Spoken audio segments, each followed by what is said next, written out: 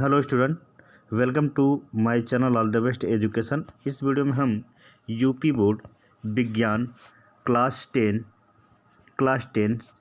2023 में परीक्षा देने वाले विद्यार्थियों के लिए सबसे इम्पोर्टेंट क्वेश्चन लेकर आए हैं, जो मानवनेत्र तथा रंग बिरंगे संसार लघु उत्तरी तथा दीर्घ उत्तरी प्रश्नों पर हम चर्चा करेंगे, जो सबसे इम्पोर्टेंट है। तो आइए इस वीडियो को हम शुरू करते हैं। पहला क्वेश्चन है, मानवनेत्र क्या है?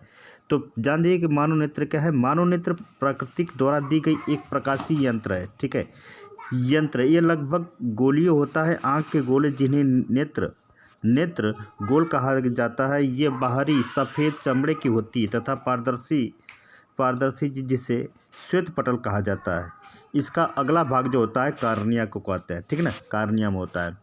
अब ध्यान देंगे मानव नेत्र की संरचना और उनके वर्ण। ठीक है ना, मानव नेत्र संरचना और उनके वर्णों पर चर्चा करेंगे, सबसे इम्पोर्टेंट है। तो मानव नेत्र प्रकृति द्वारा प्रदत्त एक मूल्यवान ज्ञानेंद्रियां है, जिसमें हम अद्भुत संसार को हम देख सकते हैं। मानो एक गोलीय प्रकाश यंत्र जिसमें निम्नलिखित संरचना पाई जाती है। तो पहले संरचना जो होती है, दृष्टिपटल होती है। यह मानव नेत्र की सबसे ऊपरी परत होता है। यह सफ़ेद एवं कड़ी होती है। ठीक है, अगले क्वेश्चन पर है कार्निया पर हम ध्यान देंगे। जो कार्निया है, यह दृष्टिपटल के सामने वाले भाग में उभरे हुए संरचना होती है। वस्तु से आने वाला प्रकाश को रेटिना के माध्यम से ही नेत्र में प्रवेश करते हैं। छोटा छोटा क्वेश्चन है, इंपॉर्टेंट क्वेश्चन, इस पर ध्यान देंगे हम। अब इसके बाद है कोराइट। ये दृष्टिपटल के नीचे, ठीक है ना, यह दृष्टिपटल के नीचे वाली परत की कोराइट कहते हैं।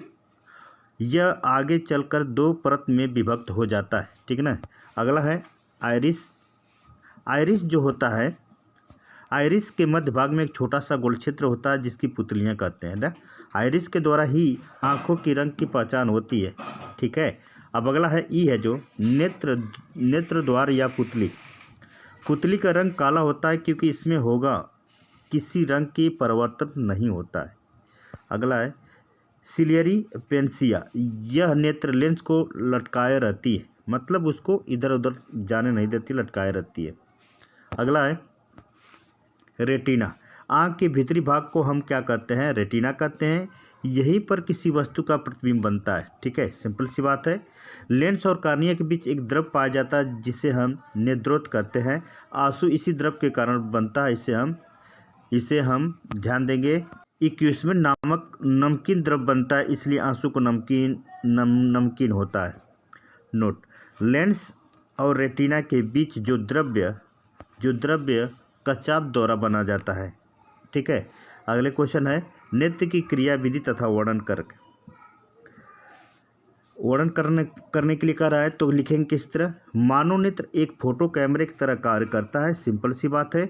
जब अपवर्तित होकर कार्निया के मध्य से आंख में प्रवेश करती है और नेत्र लेंस द्वारा अपवर्तित होकर रेटिना पर मिलती है, रेटिना पर ही वस्तु का प्रतिबिंब वास्तविक और उल्टा बनता है। ये बात क्लियर कर लीजिएगा। द्वितीय तंत्रिक के माध्यम से प्रतिबिंब की सूचना होती है, मस्तिष्क तक मिलती है। इसमें यह विशेषता क्षमता होती है कि वह प्रतिबिंब को सीधा करके ही देख लेती है। ठीक है, अगला है चौथे नंबर पर क्वेश्चन है, हम देखेंगे समंजन क्षमता किसे कहते हैं? ठीक है ना, वस्तु दूर या निकट उसे साफ साफ देख लेते हैं। आँख ऐसे अपने लेंस को फोकस दूरी बदल कर करता है। यह परिवर्तक सिलियरिस पेशिया के तनाव के घटने बढ़ने से होता है। आँख की इस क्षमता को हम समंजन क्षमता कहते हैं। नोट, जो इम्पोर्टेंट चीज़ है, इसमें इम्पोर्टेंट चीज़ ध्यान देंगे। मानव नेत्र की स्पष्ट दृष्टि की न्यूनतम दूरी 25 सेंटीमीटर होती है, अधिकतम दूरी अनंत होता है। ठीक है, ये बात, दो क्वेश्चन याद कर लीजिएगा, ध्यान दीजिएगा। इसमें दो बहुविकल्पीय क्वेश्चन मिल रहे हैं कि मानव नेत्र की स्पष्ट दूरी जो न्यूनतम है 25 सेंटीमीटर होता है, तथा अधिकतम जो होता है कितना बनता है? अनंत पर बनता है। ये बात क्लियर कर लीजिएगा। अगले क्वेश्चन पर ध्यान देंगे हम।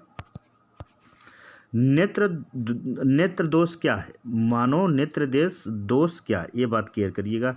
मानव नेत्र किसी वस्तु को 25 सेंटीमीटर न्यूटन से लेकर अंत तक स्पष्ट देख लेती है। कई कारणों से जब नेत्र इसके बीच में रखी वस्तु को स्पष्ट नहीं देख पाती है, इस कमी को हम नेत्र दोष कहते हैं। सिंपल सी बात है कि इसकी कमी को नेत्र को हम नेत्र दोष कहते हैं। ठीक है ना, अगले क्वेश्चन पर ध्यान देंगे हम, ध्यान दीजिएगा।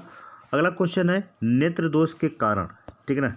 तो पहला है, तो इसमें नेत्र दोष के मुख्यतः 3 कारण है, निकट दृष्टि दोष, दूर दृष्टि दोष और जरा दृष्टि दोष, ठीक ना। अब ध्यान देंगे निकट दृष्टि दोष किसे कहते हैं, इस क्वेश्चन पर हम ध्यान देंगे। देखिए, जिस नेत्र में निकट दृष्टि दोष होता है वह दूर की वस्तु को स्पष्ट नहीं देख पाता। इससे स्पष्ट दृष्टि अनंत या होकर कोई निकट बिंदु होता है, निकट दृष्टि दोष कहलाता है। सिंपल सी बात है, जो निकट दृष्टि, जिसकी निकट की दृष्टि खराब हो, वह दूर की वस्तु को नहीं देख पाता, उसे हम निकट दृष्टि दोष कहते हैं, ठीक है ना। अब अगला है, अगले क्वेश्चन में ध्यान देंगे, निकट दृष्टि दोष के कारण। अब इसका कारण क्या है, अब इसमें कारण पहला है, इसमें 2 कारण दर्शाया गया है। पहला कारण है नेत्र गोलक का लंबा हो जाना, जिससे लेंस एवं रेटिना के बीच की दूरी बढ़ जाती है।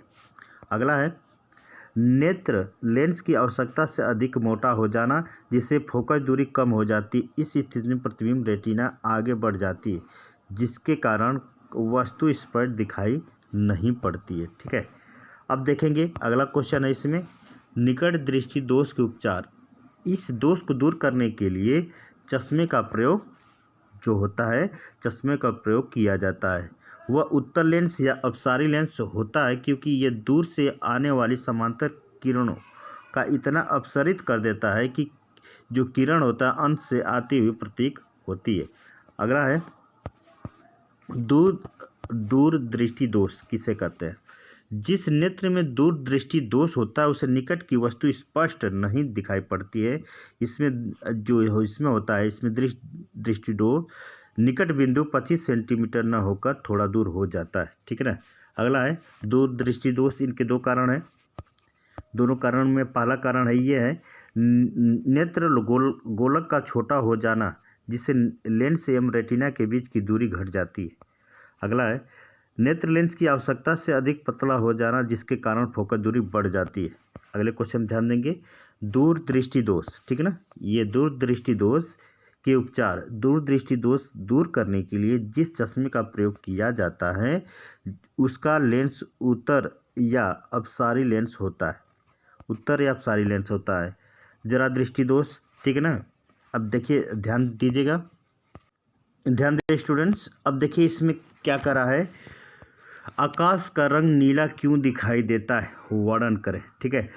जब प्रकाश की किरण वायुमंडल में उपस्थित छोटे छोटे कणों से टकराती है, तब सूक्ष्मक अर्थात गैस के अनुप्रकाश की किरण को जो प्रकीर्णन